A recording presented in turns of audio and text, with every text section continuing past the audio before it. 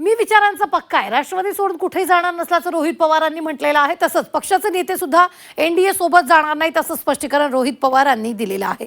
पाहूयात त्यांनी काय म्हटलंय। आदरणीय पवार साहेब कधीही एनडीए बरोबर जाणार नाहीत, त्या विचारावर त्या ठिकाणी जाणार नाहीत आणि सुप्रियाताई सुद्धा त्याच्या पक्क्या आहेत आणि आम्ही सुद्धा आहोत।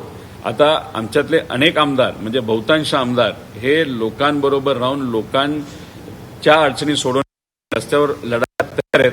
त्यामुळे कुठेही आमची एनडीए बरोबर त्या ठिकाणी चर्चा आहे नाही तर चालू आहे असं मला तरी त्या ठिकाणी वाटत नाही।